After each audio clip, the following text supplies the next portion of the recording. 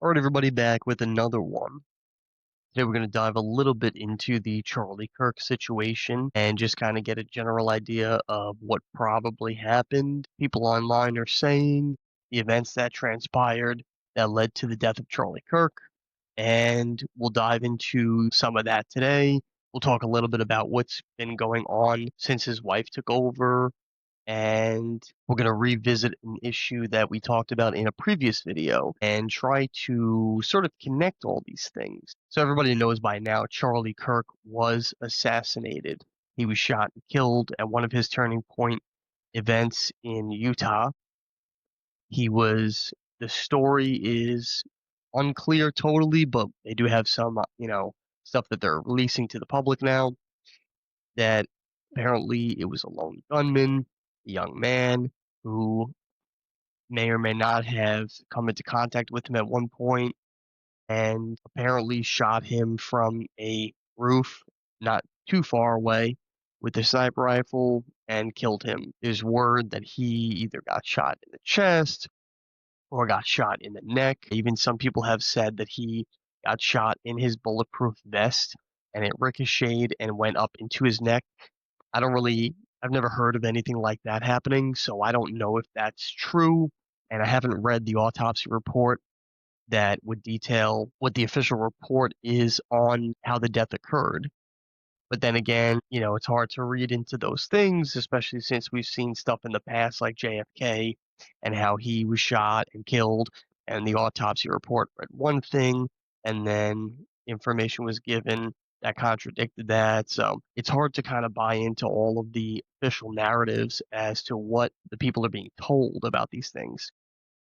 But one thing that has definitely gotten worse since JFK's time is that we have the power of social media. We have the power of the internet, and we have a lot of people who, like myself, are just, people who have created accounts and, go online and voice their opinions. Now, this is America, so there's nothing wrong with that. Obviously, you can do that if you want. The message really is up to the viewer, whether or not they choose to listen to it. Anybody can put out whatever they want, and that's both good and bad. It's good because people have the freedom to be able to express themselves freely, and that is one of our most important constitutional rights. But the bad part is everybody can say whatever they want and get that message out to the world. And that is that can be bad at times when the information is incorrect. And, a lot of times, especially with the media, they know this, the information gets released to the public and the initial story gets more views and engagement than the retraction story, which would be like them coming back out later and saying, sorry, we got information about that situation wrong. Let us correct it here. That never really gets any traction. And the worst part with social media is a lot of times people don't even do that. At least the mainstream media for a long time, not within the last 10 years, but for a while before that, they would be forced to come out and retract a story that wasn't true and, correct it with the right information that they've since discovered. Things have changed since then. The media doesn't even operate like the media anymore. They operate like a propaganda arm of the government in many cases, especially with the mainstream media. But you do have people online who will put out misinformation or really disinformation, and it could either be blatantly wrong or it could be something that they don't know but they want to get the views right away, so they put it out before they actually verify it. Once it's out. There's no taking it away. The people have now seen it and will believe it, and even if you did do a retraction, it's not likely going to get as many hits as the original video or the original content that you put out. So we do have an issue today where there are a lot of people that are consumed by conspiracies. And it's gotten to a point where conspiracies themselves have become like their own cult, where people get wrapped up in a, narrative that is either not true or partially true, or maybe even fully true. Maybe it's completely true, but most of the time it's not, or most of the time it has elements of it that it's true. a couple facts here and there, but the rest of it's wrong. And people are diving so deep into this stuff, it's consuming them. And it is becoming a problem for society because, especially as we head into the future with AI, you're going to get more and more pieces of content, videos, and other things where they are just able to pump them out in, especially companies can. A lot of times people don't real know this, but there are like content machines out there that it's just all fake information. A lot of it is AI generated, and it is just being cranked out by the hundreds of videos a day or a week, and it's just to get views and content, things like that, to grow audiences, to be able to have a network to either market more information to or sell stuff to. And, for a typical business, that's fine because that is a legitimate business model.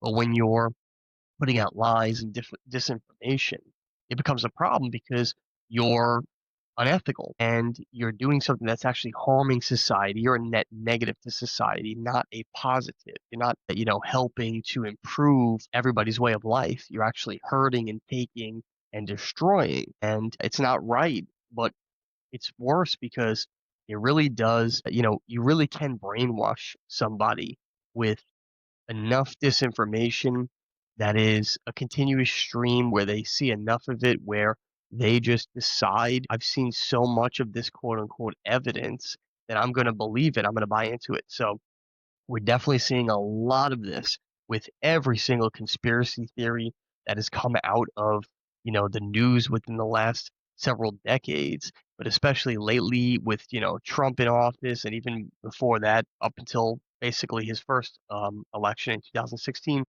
We've just seen conspiracy after conspiracy come out, and many of them are true. Many of them have real information, real facts. Many of them are legitimate, but there's also many that are not, and that are, like I said, ruining society in a way because it's getting people so caught up in these lies that they're not only are they uh, buying into them, they're taking action on them, and this could even be one of those situations because, let's just say hypothetically, this person was the lone gunman. He was claiming that Charlie Kirk was a fascist and that he was an evil person that, wanted, promoted war and death and all this wicked stuff. And his record, Charlie Kirk's record, is absent of all that.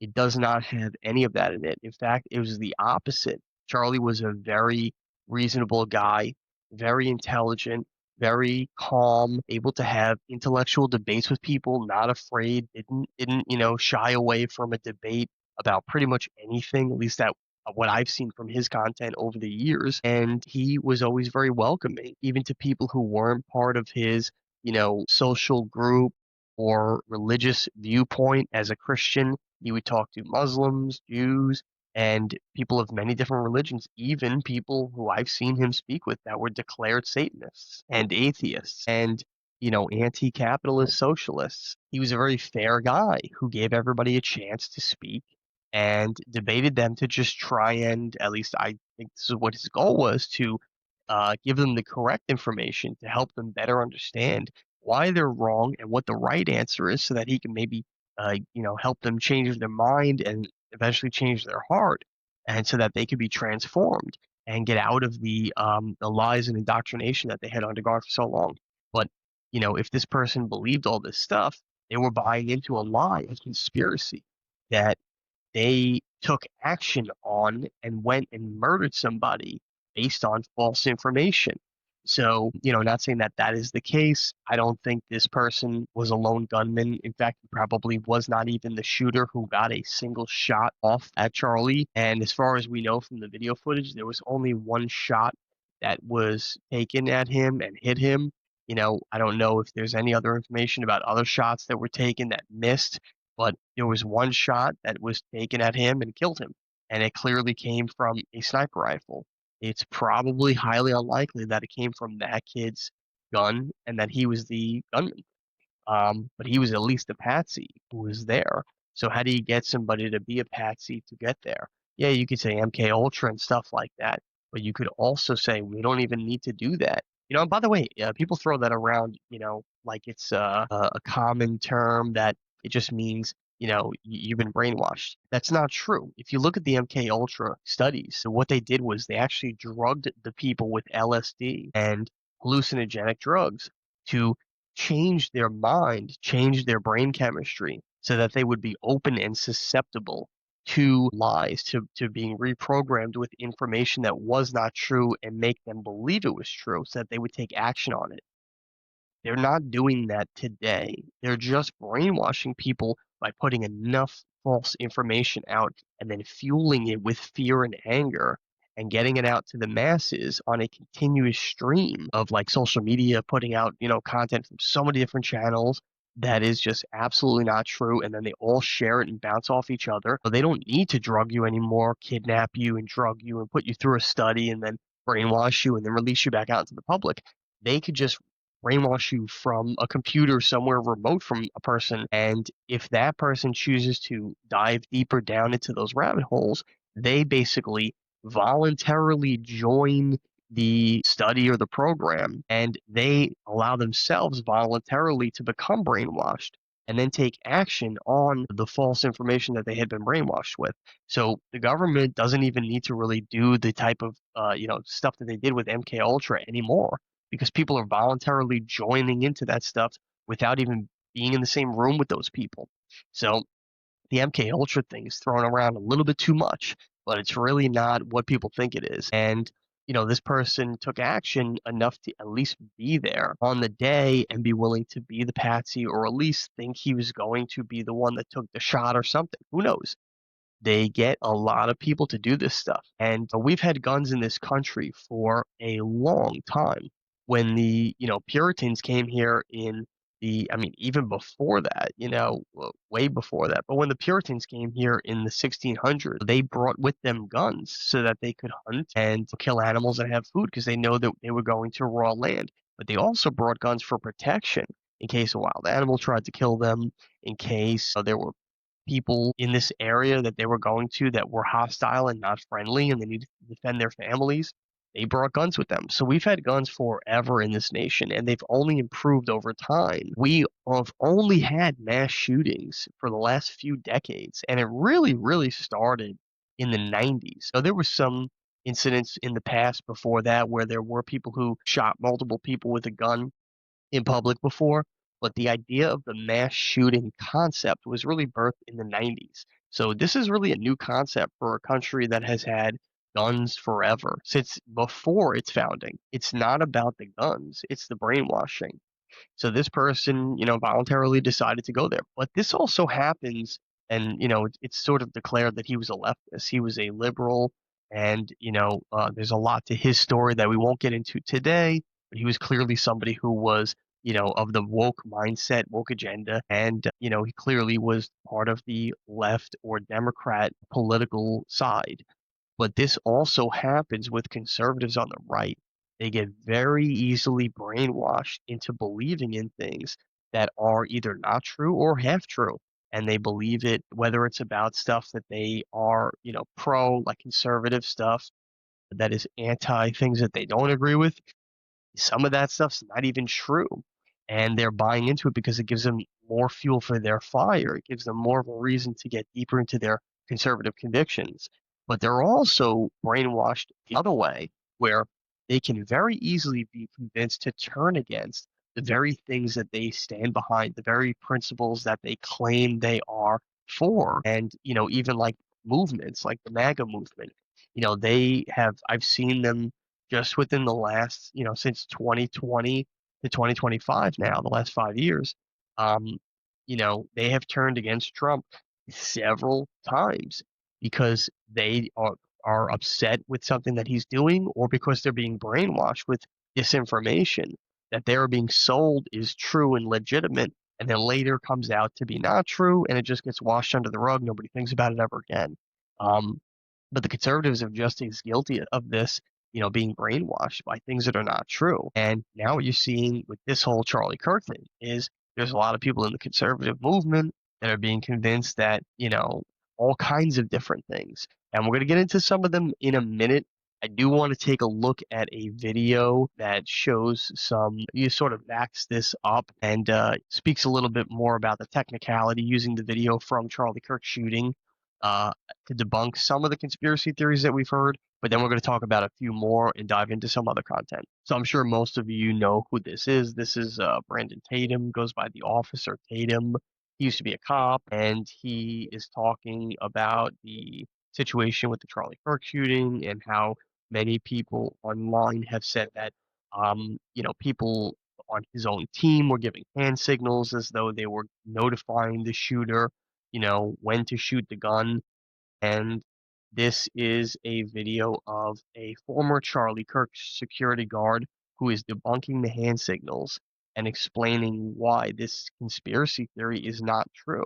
But this is a bunch of conservative people who are pro Charlie Kirk, pro, I guess, the MAGA movement and conservatism, and, maybe many even maybe Christians. And they are believing into a lie that is so clearly not true. But they won't, want to think otherwise because they've already sold themselves on this false reality.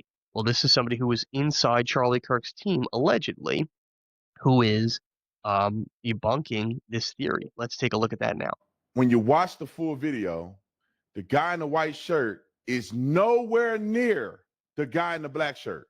If you're facing Charlie this way, the guy in the white shirt is way over here, and the guy in the black shirt is behind Charlie. They're not nowhere near each other. So to think that there's a iota of coordination between those two guys, it didn't happen. Second, if you're a person who's trying to shoot a man at 200 yards, you don't have time to look at a hand signal over here and make a shot over here. It's not happening. Now for the gentleman in the black, this is one of Charlie's guys. And it makes me so effing mad because you're disrespecting this man, because y'all stupid and you want to push conspiracy theories. This man is literally just adjusting his sleeves because he got a shirt on that's tight. He got muscles and he's just loosening up a little bit. That's all the man is doing, is loosening his sleeves up like this. Like any normal person would do if he feel a little congested. It's probably a little warm out there.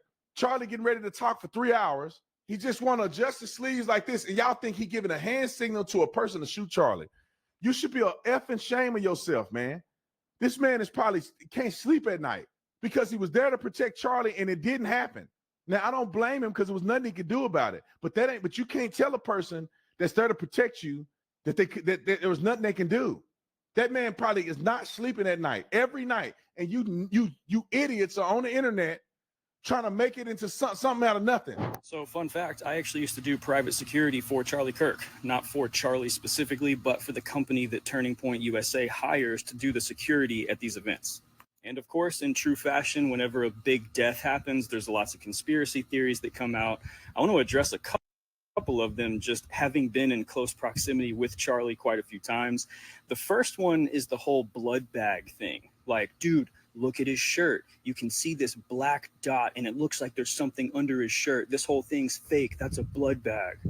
That bulge and that little black dot that you see on Charlie's shirt is not a blood bag. It is his microphone for his online viewers. He's got his own cameras going. He's got people watching online. That's a microphone for them to be able to hear what he's saying.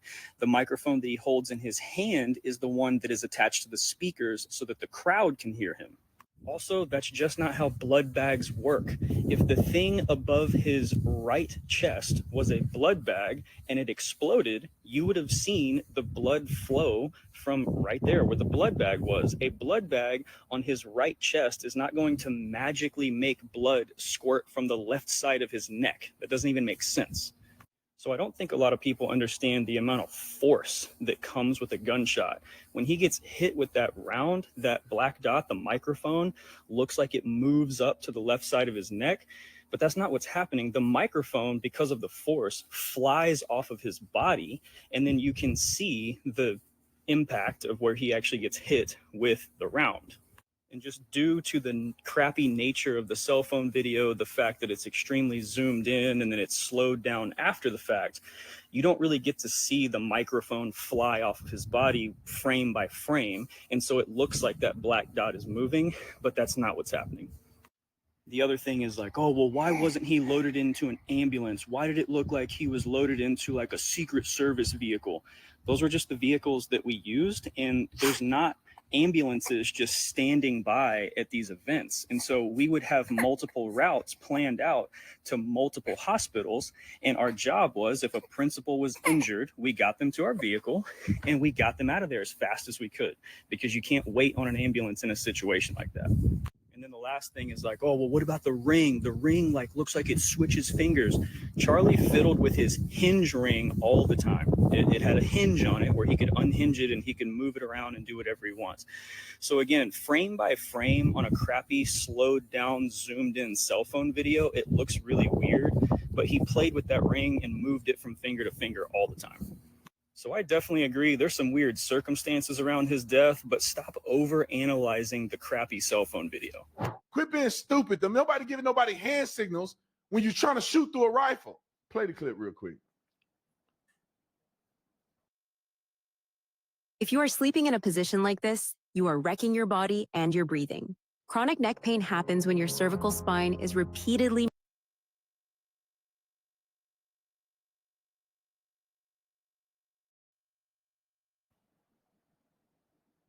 This guy, pause it.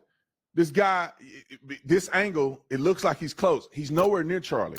I went back and looked at the video of Charlie facing Charlie, and this guy's, I think he's out of the tent over to the side. He's nowhere near Charlie. He's near the fence over there. If you see the fence and the thing, he's near the fence. Charlie is up under the tent. That guy's nowhere near Charlie. And you think he making hand signals to a sniper on a roof at 200 yards, and the guy's looking over here and then looking back over here. What would the hand signal say? I don't know. I don't know what people think. The spotter don't make the shot. The person who's shooting is the one that have to pull the trigger when they have the sight, not the spotter. And nobody's spotting from the point of contact. The spotter will be at binoculars on the up there with you. The person down there can't say it's go time. What? Keep playing the clip, because then they're going to get to the sleeve thing. The guy just adjusted his sleeves. Play it. He just shook his arms out his sleeves so he can be ready to act and get in action. He just did this. And you effing fools are on the internet trying to push conspiracies. It just bothers me. Let me address this claim. Somebody came on the internet the other day and said, why would they don't really want to catch the shooter? Why would they pass it over to the FBI from local police? You got to understand how to, before you ever say something like that, ladies and gentlemen, ask somebody that's in law enforcement. The campus police department probably have 20 officers. They have no capacity to do an investigation of this magnitude. They're campus police. That's the jurisdiction on campus. And you go outside of campus. What city are you in? Then what's the adjacent city? What cities are in the metropolitan area? That's why you need the FBI. They have jurisdiction across the United States of America. They have funding, technology, and they can coordinate an interstate effort. And that's what they did. That's why when something happens locally, the federal government picks it up if it's a broader scale issue. Because the FBI have the capacity to get into Discord. They have all kinds of different abilities to access things that local municipalities don't. So you don't have to push a conspiracy theory. Slow down, wait for things to develop.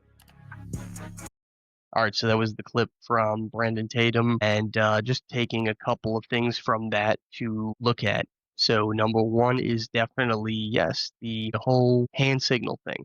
Just think about it from a logical standpoint. Now, if you've never had anything to do with guns before, you might not know things about guns, but if you've ever, went hunting with a scope or anything, you would know that when you are scoped in, zoomed in on a target, you're on that target. It's fully in the frame with the mark on it so that you are aimed up, ready to shoot.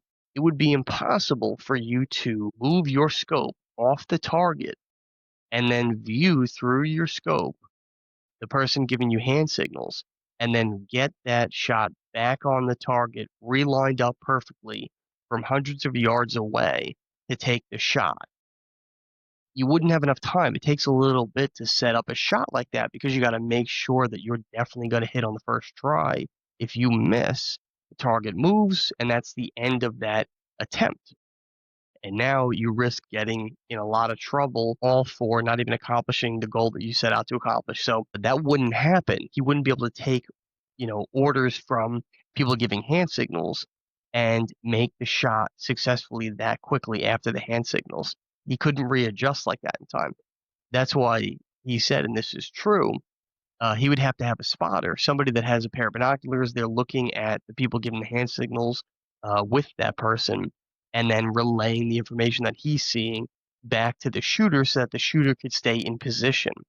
And clearly did not have a spotter. We know this because he was a lone gunman on a roof, jumped off the roof and ran away by himself. There was no other person with him. And somebody even got him on video on the roof, and there was no one else with him. So he didn't have a spotter, which means the people were not giving him hand signals. On top of that, the person from security just broke all those things down, saying, no, this is what it's like on the inside doing these type of things. And a lot of them, they're, very loyal to their jobs, their careers, and given that opportunity to be able to, secure a high profile target. So if somebody hadn't infiltrated that team and was not completely in it, it's very unlikely somebody's going to turn on their career, their job, their everything, and risk getting caught for being involved in a conspiracy to murder somebody and throw away their entire life. What would be their gain? Why would they do that? It's different for a lone gunman who is insane to, on medications and all kinds of stuff to, go and attempt this.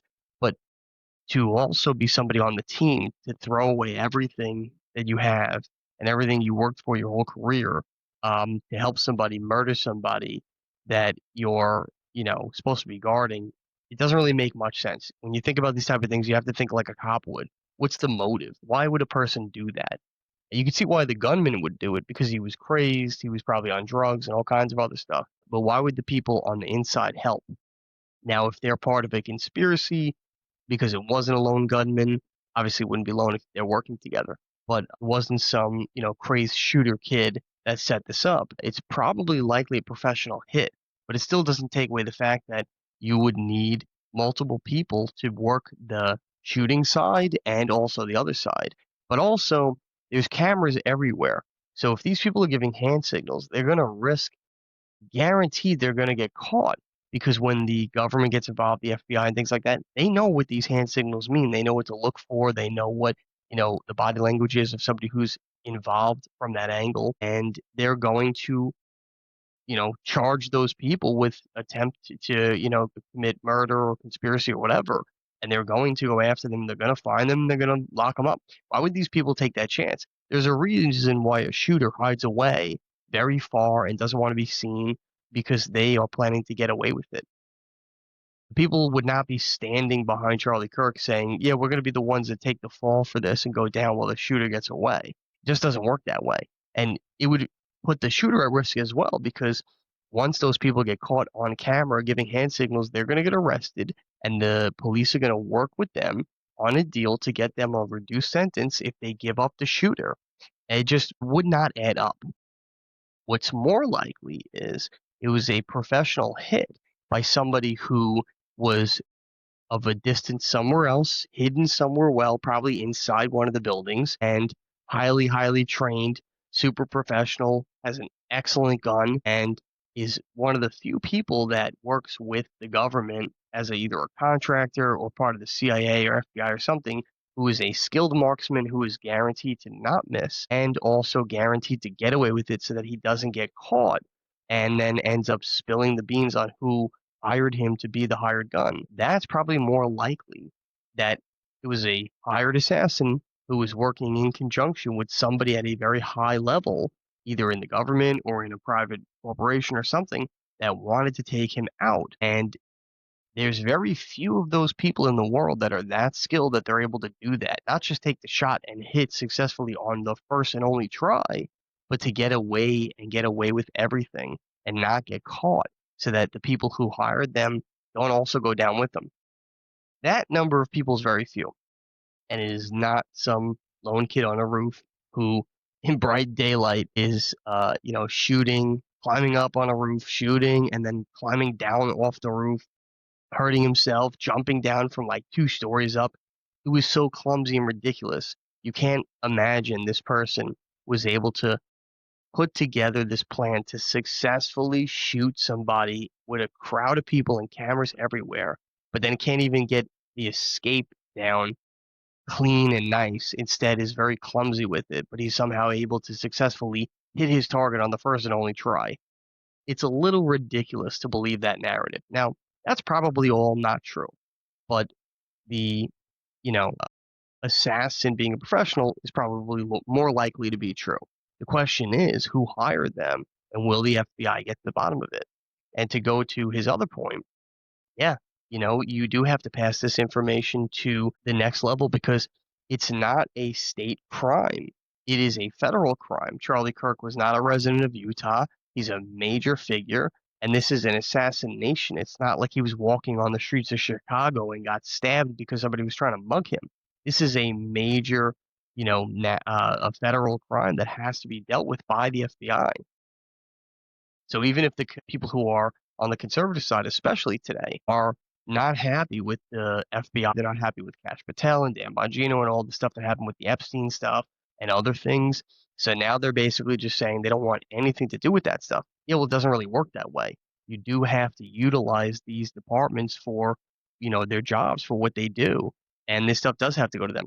Hopefully the Trump administration and other people in the FBI, like, Kash Patel, do the right thing and fight to get the information out to the public so that they get the full story of what actually happened. But it's highly unlikely that they're going to do that. This is clearly a war at a very high political level, and it goes way beyond simple politics of, people just don't like the conservatives because they're conservative or capitalists or whatever. This is a much bigger, deeper war that is so clearly in effect now at a real physical level because an actual death of a major conservative figure and a Christian occurred. And the other side didn't say, we stand with you in unity over this. This was not right. They cheered.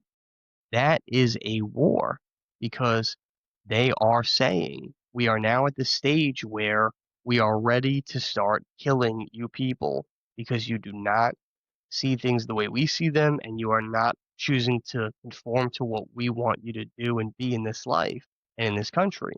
So we are ready to start killing your side.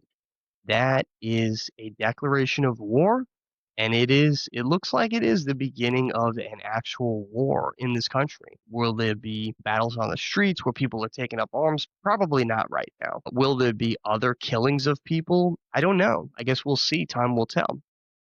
But the main thing here is don't get caught up in the conspiracies because a lot of it is BS. It's not true, and it's designed to get people caught up in all the minutia, get them lost in these rabbit holes, distract them from other things that are going on, but then also get them angry and get them to retaliate, to actually kick off a real civil war in this country.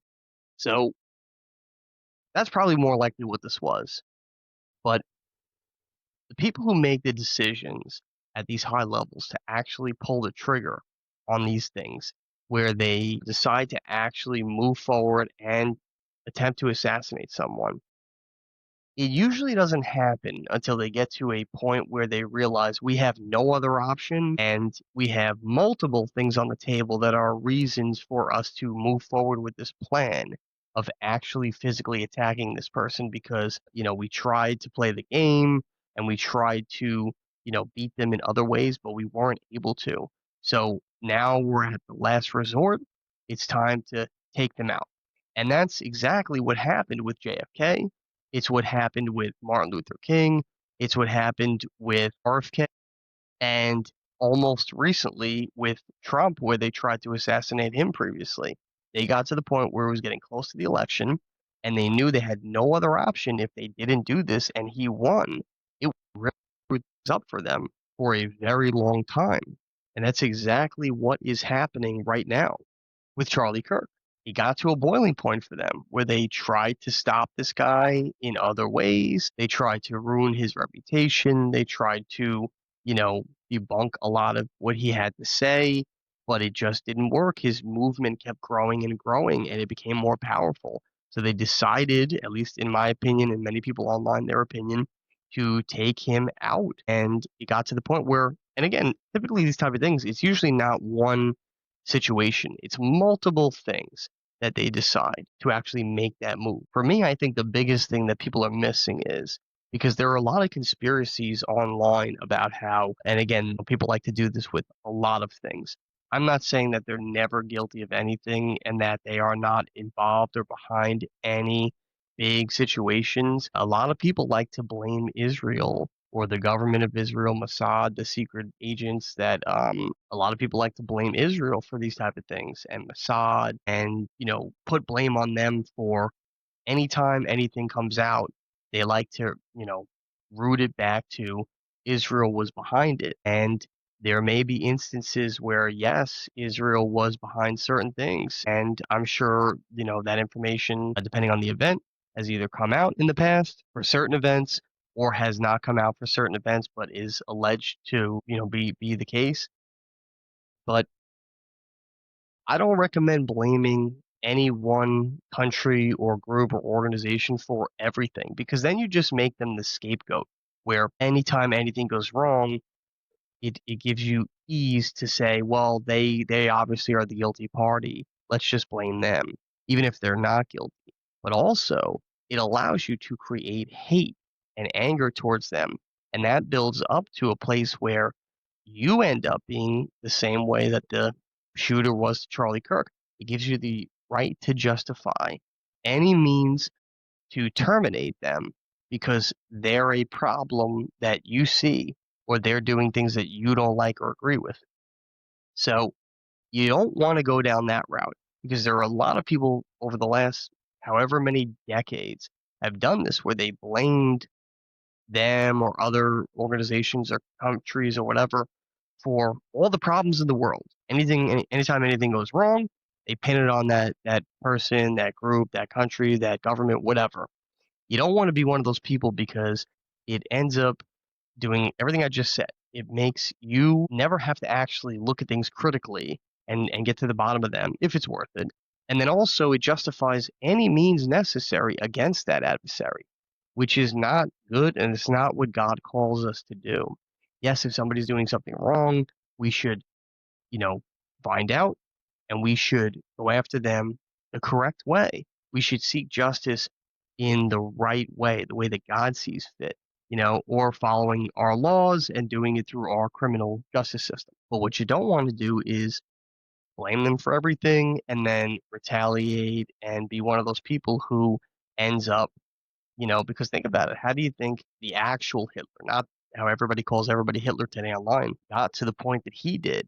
It was because he just blamed them for everything, and then it built up enough hate in him to where he felt anything is justified going after them, and then he got enough people behind him to support that, and built a army and a network of people to help him accomplish this goal of, you know, killing many of them, which clearly history shows didn't end well for him, but also it destroyed so many things and it didn't actually have a positive outcome. Nothing actually really came out of that was good that Hitler started. So nothing he did worked. It didn't solve any problems. It just made things worse, especially for him, and ended in complete failure for him.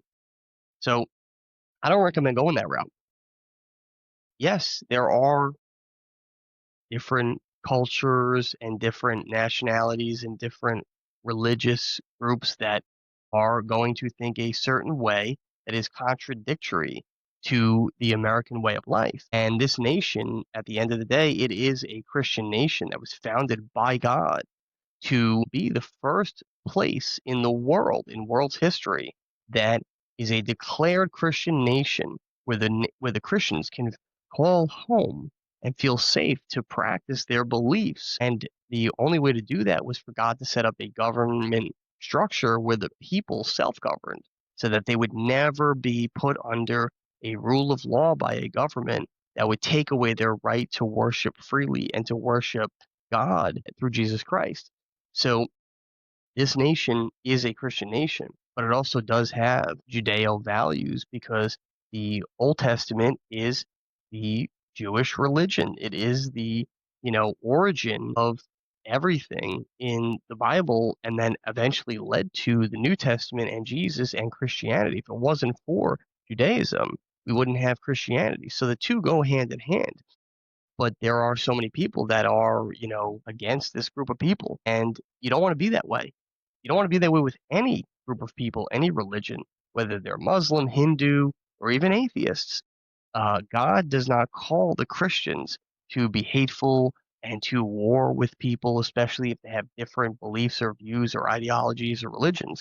He calls them to unite together and preach the word to the people, preach the gospel, try and bring them over to the side of, Christianity or to bring them to Christ and let them have a spiritual awakening and become reunited with God.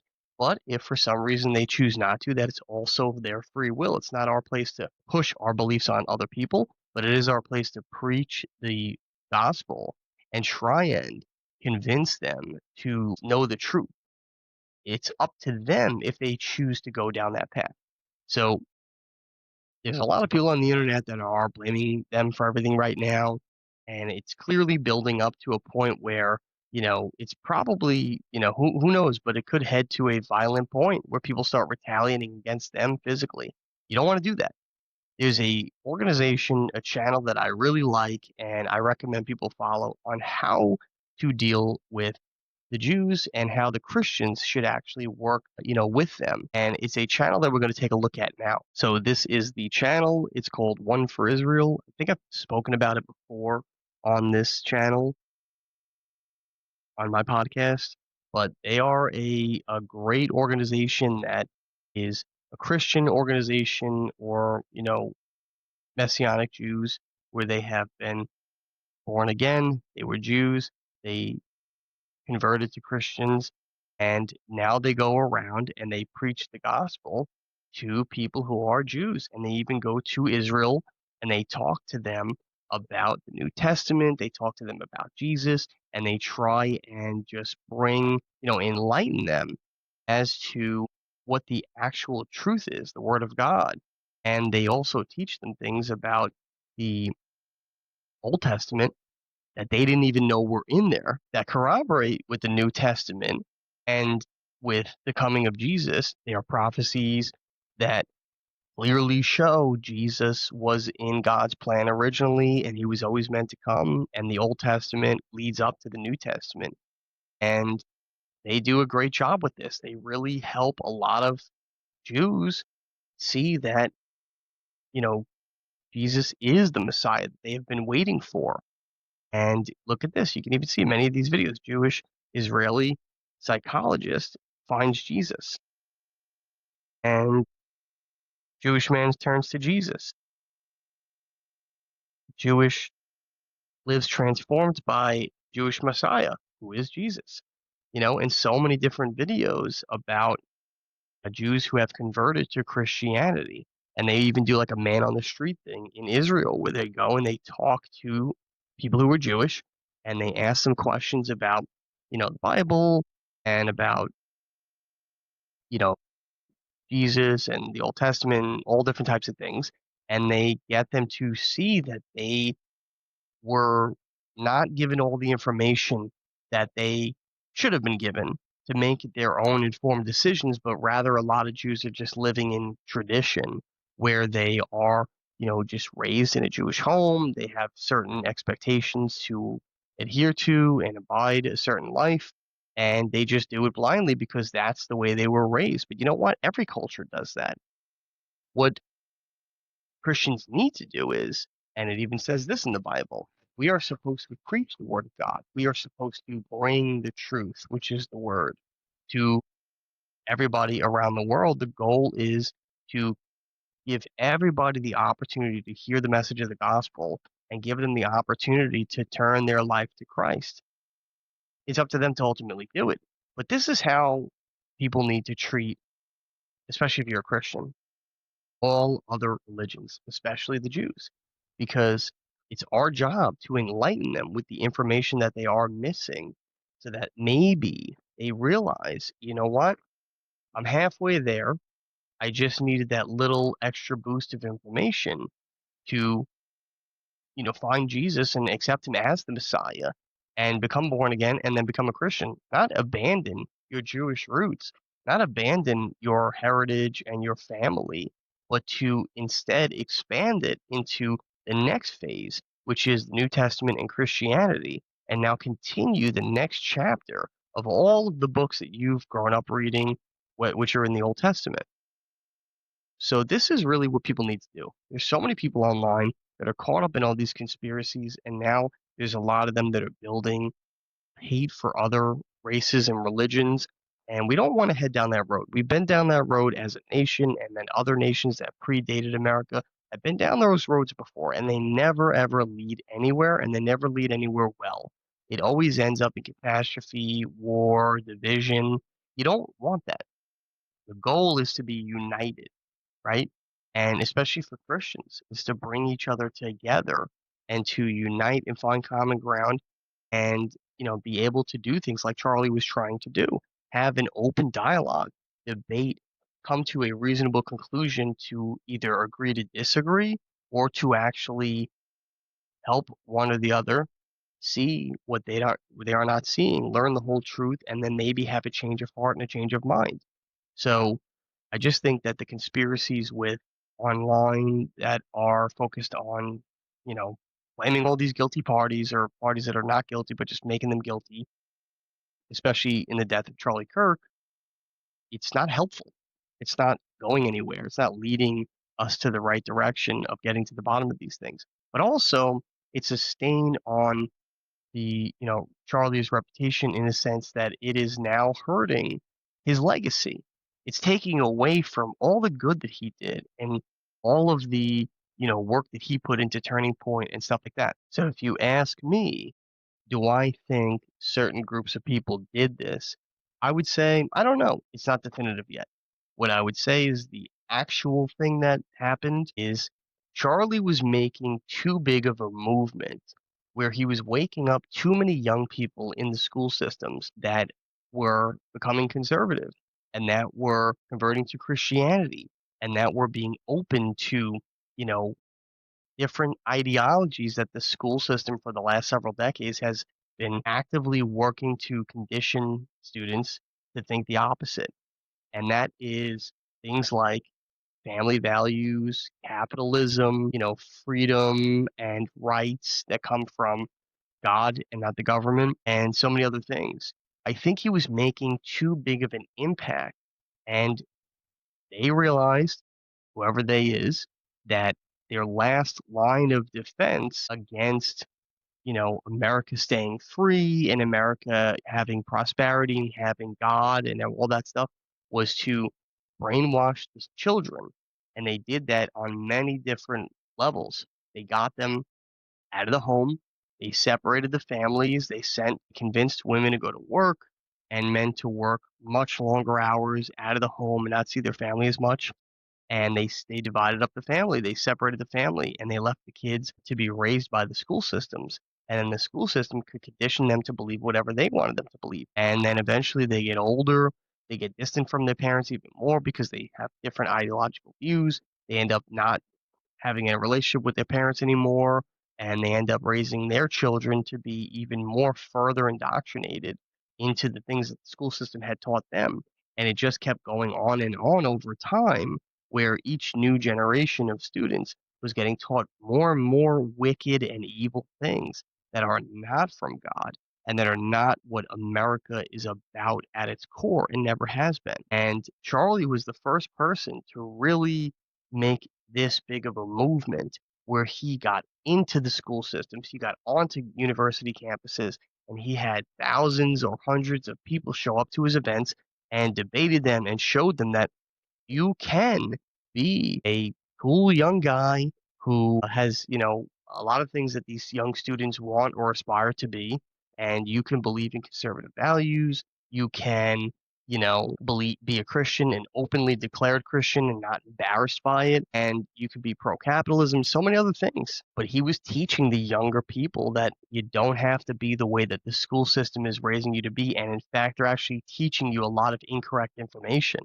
And I think whoever has been trying to indoctrinate the youth in America for the last several decades and been doing so successfully saw him as a major threat, which it's funny because it's ironic, the name Turning Point. It's so, as to, what that was. That was a turning point in Americans' education system in this country, changing a generation of young people, turning them a turning point from them believing the status quo and just going to school and getting taught whatever the school wanted to teach them, and instead pulling away from that, waking up and thinking freely for about things that they wanted to learn about and think about and converse on with other people.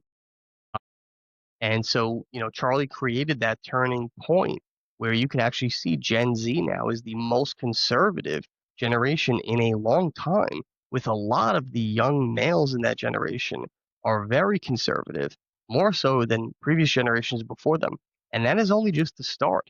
You are going to see with Gen Alpha, who is the next generation after Gen Z, the kids that are being born today and have been for the last 10 years, I think, or a little less, they are going to be the generation that is going to be the most generation probably in American history, but maybe within at least the last 100 years. And they are going to be a big part of America being saved from a lot of the wickedness that's going on today, and especially a lot of the socialism and indoctrination and atheism that has been creeping into this country for the last 100 years. They are going to be the generation that really begins to reverse it and abolish it at a huge level.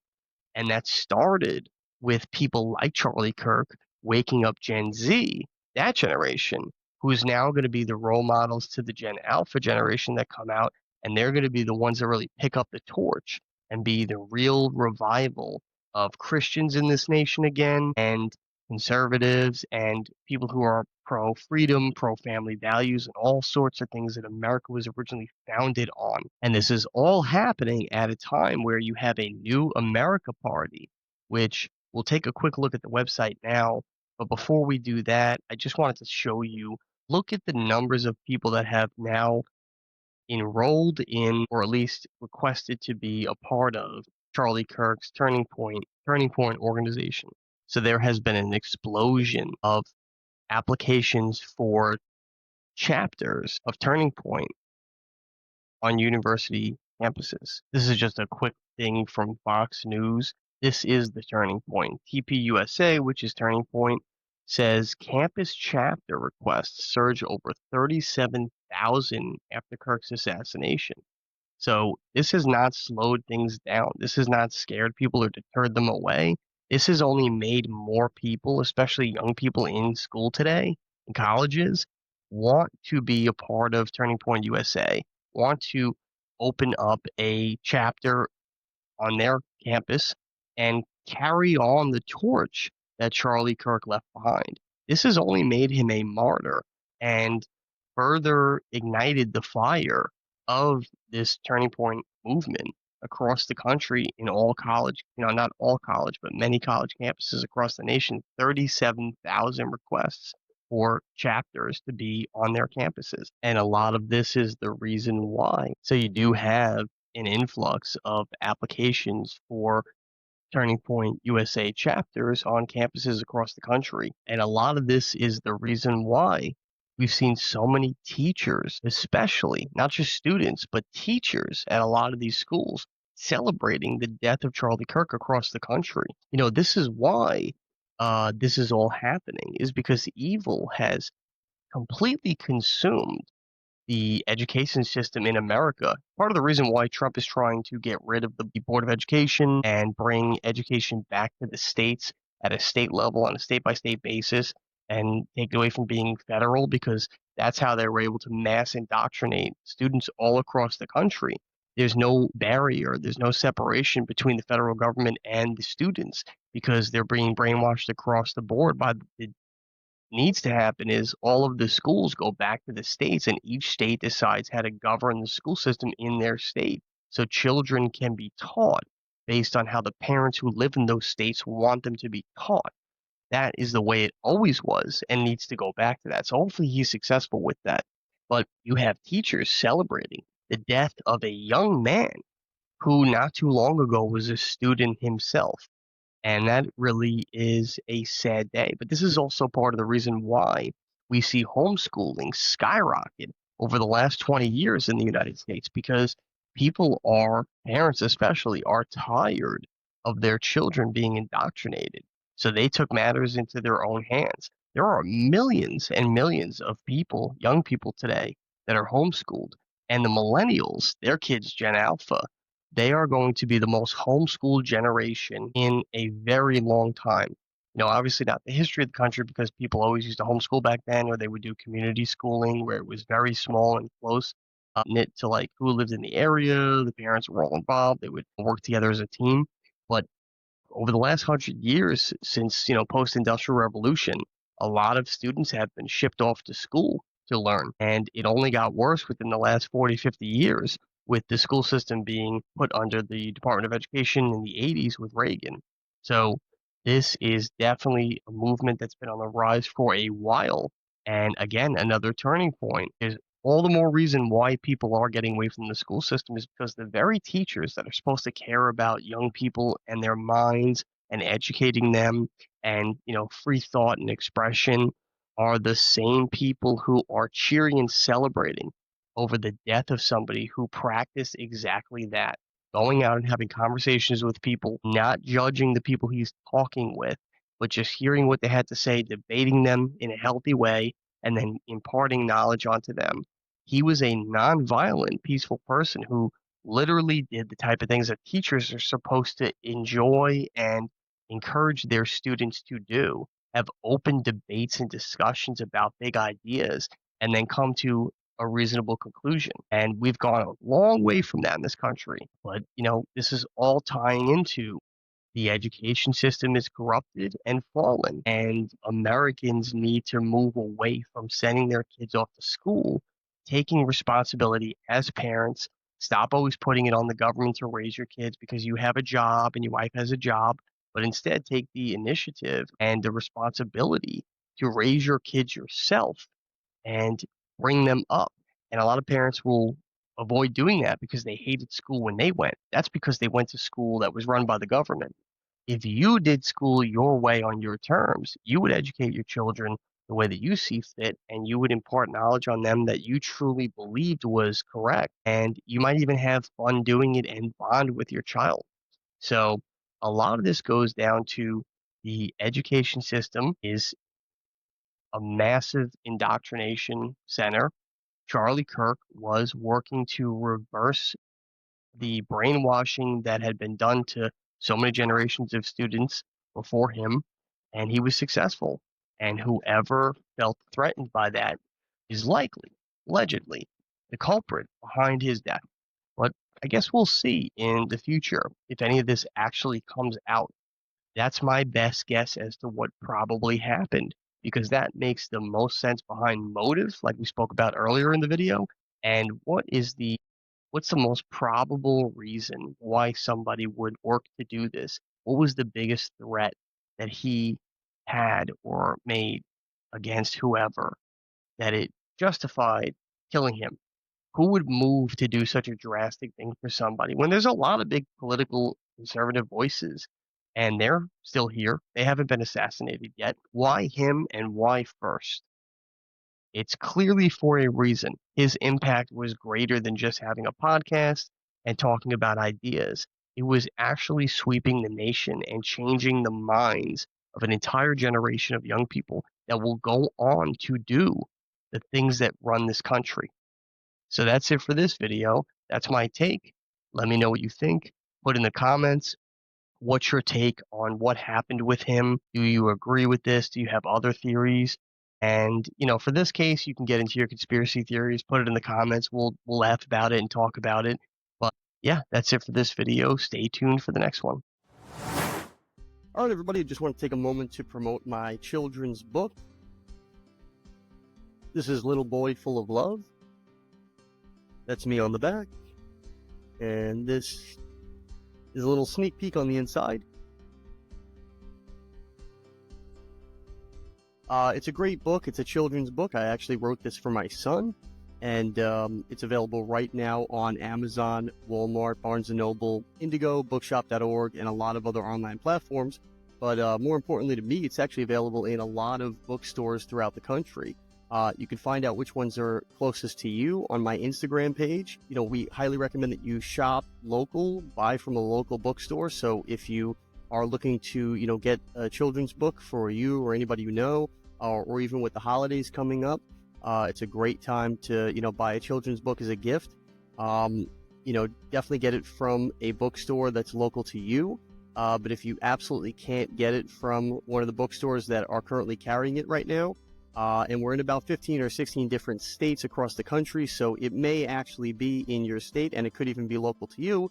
But if you can't get it from the physical bookstore, check out our Amazon storefront. The book's available on there right now. And like I said, with the holidays coming up, you may want to do your Christmas or Hanukkah or holiday shopping early, and you can even order it from our Amazon storefront and ship it directly to whoever you're gifting it to. But it's available on those platforms, Amazon storefront and bookstores and other websites that I mentioned.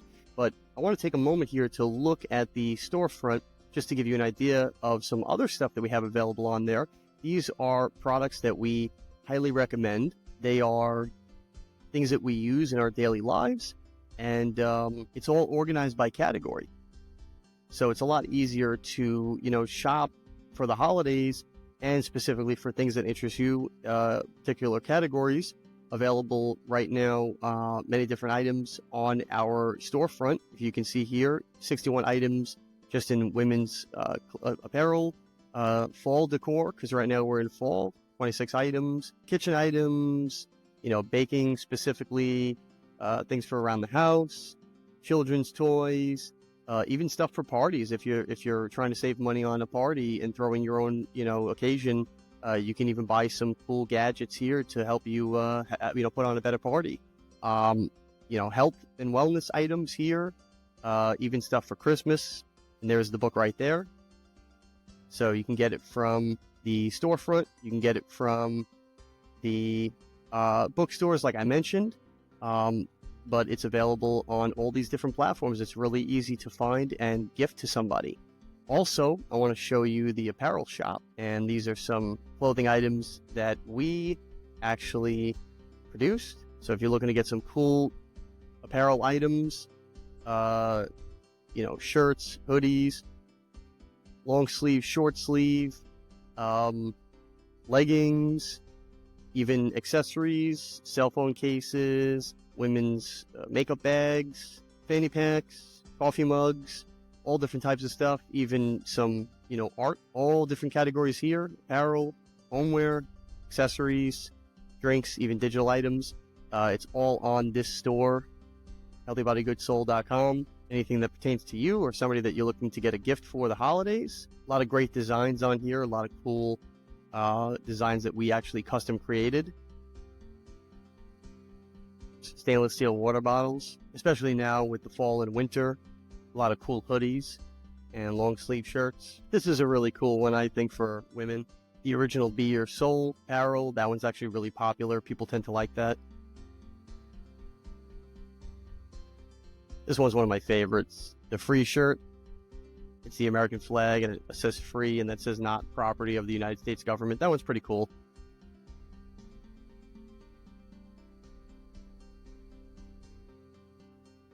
Got all different types of tank tops, hoodies, long sleeve, short sleeve, tote bags, coffee mugs, even some items for kids, backpacks, So if you're the type that likes to, plan ahead, I would definitely recommend ordering from the Amazon storefront or the apparel shop within the next couple of weeks to get everything in time for the holidays. Use code SAVE15 on the apparel shop to save 15% off everything on the storefront. So order within the next week or two, and you'll definitely have everything in time for the holidays.